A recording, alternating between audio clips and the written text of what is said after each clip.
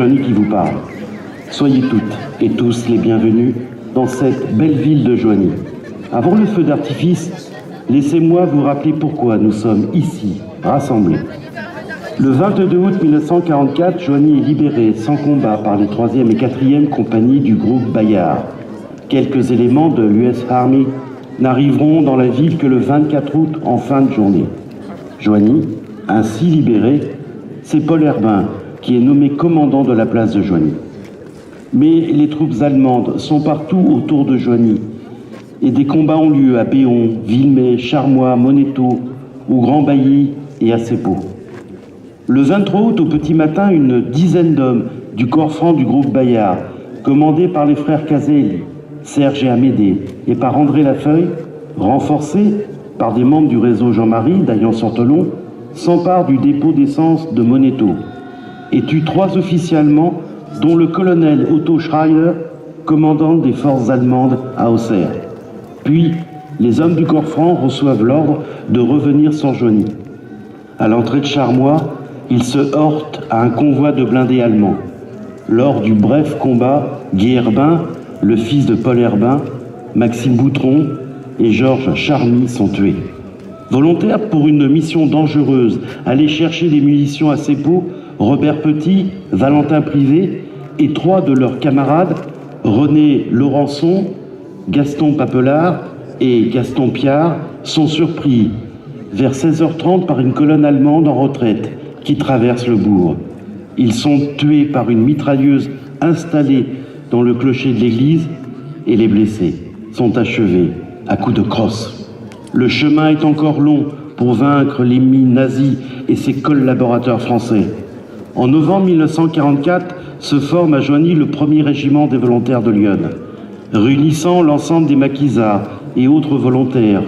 Ils intègrent la première armée française du général Delattre de Tassigny et vont libérer le sud de l'Alsace. Le 8 mai 1945, les troupes hitlériennes capitulent à Berlin. La guerre est finie en Europe, mais il faudra attendre le 14 août 1945 et la reddition du Japon, après les 2 bombardements atomiques sur Hiroshima et Nagasaki, faisant près de 350 000 morts pour que cette guerre cesse enfin. La Seconde Guerre mondiale aura fait près de 70 millions de victimes, ce qui ont fait le conflit le plus meurtrier de l'histoire de l'humanité. Cette commémoration des fêtes de la Libération est l'occasion de rendre un hommage aux résistants de tous les pays, aux armées alliées, et de se souvenir de toutes les victimes de ce terrible conflit, sur les champs de bataille, dans les bombardements des populations civiles ou dans les indicibles camps de la mort. L'illustration musicale du feu d'artifice de ce soir est un hommage aux millions de soldats des armées américaines, britanniques et soviétiques qui ont combattu l'ordre nazi. C'est aussi l'occasion de fêter l'unité de la nation retrouvée autour des valeurs fondatrices de la République, que sont la liberté, l'égalité et la fraternité. Elles doivent aujourd'hui rester le ciment de notre communauté nationale. La tentation de s'affranchir de ces valeurs est forte lorsqu'un pays connaît des heures difficiles, quand la morsure d'une crise sociale fait sentir son empreinte ou lorsque la folie terroriste tente de diviser une nation entière. Les valeurs de la République nous engagent à une lutte acharnée contre le racisme et l'antisémitisme et un refus de toute forme de discrimination. Elle nous confie enfin la charge de faire résonner plus fort la voix de la France en Europe et dans le monde pour faire triompher aussi l'idée que le bonheur de quelques-uns ne peut se faire au prix de la dignité de tous les autres. Je n'oublierai pas qu'en cette année, nous commémorons le 100e anniversaire de l'armistice du 11 novembre 1918. Notre ville est honorée d'être l'unique commune de Lyon à avoir obtenu le label du centenaire. Le week-end des 10 et 11 novembre prochains sera l'occasion de rendre hommage à nos 155 valeureux poilus joviniens morts sur les champs de bataille de la Première Guerre mondiale. Mais ce sera aussi l'occasion de célébrer la fraternité retrouvée avec nos voisins et amis allemands, socle de la construction de l'Europe. C'est pourquoi j'ai invité Wolfgang Treis, mon homologue allemand, maire de notre ville jumelle Mayenne, à venir à Joigny pour commémorer ensemble la paix retrouvée en Europe. Invitation qu'il a acceptée. Je vous invite à venir nombreux aux différentes manifestations qui se dérouleront ce week-end-là. Sans aucun doute, elles deviendront mémorables.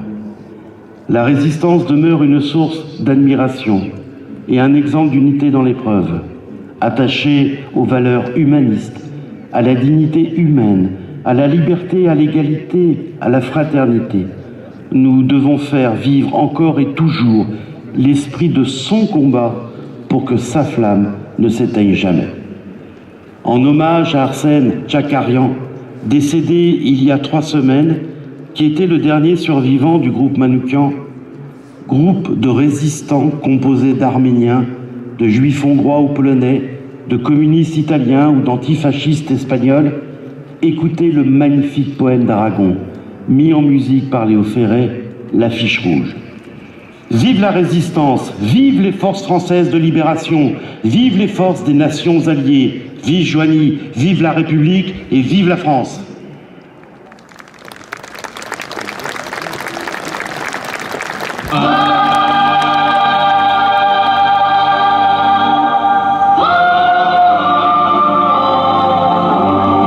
Vous n'avez réclamé la gloire, ni les larmes, ni l'orgue, ni la prière aux agonisants. 11 ans déjà, que cela passe vite, 11 ans, vous vous étiez servi simplement de vos armes. La mort n'éblouit pas les yeux des partisans. Vous aviez vos portraits sur les murs de nos villes, noirs de barbe et de nuit, hirsutes menaçants. L'affiche qui semblait une tache de sang, parce qu'à prononcer vos noms sont difficiles. Ils cherchaient un effet de peur sur les passants. Nul ne semblait vous voir français de préférence. Les gens allaient sans yeux pour vous le jour durant. Mais à l'heure du couvre-feu, des doigts errants avaient écrit sous vos photos « Mort pour la France ». Et les mornes matins en étaient différents. Tout avait la couleur uniforme du givre. À la fin février, pour vos derniers moments. Et c'est alors que l'un de vous dit calmement: bonheur à tous, bonheur à ceux qui vont survivre. Je meurs sans haine en moi pour le peuple allemand. Adieu la peine et le plaisir, adieu les roses, adieu la vie, adieu la lumière et le vent. Marie-toi, sois heureuse et pense à moi souvent, toi qui vas demeurer dans la beauté des choses. Quand tout sera fini plus tard en érivant. Un grand soleil d'hiver éclaire la colline, que la nature est belle et que le cœur me fend. La justice viendra sur nos pas triomphants, ma Mélinée, oh mon amour, mon orpheline. Et je te dis de vivre et d'avoir un enfant.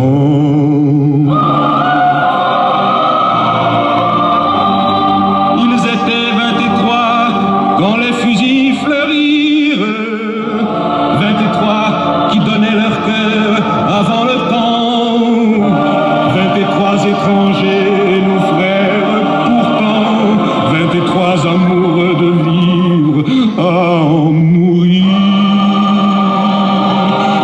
croix qui criait la France en s'abattant.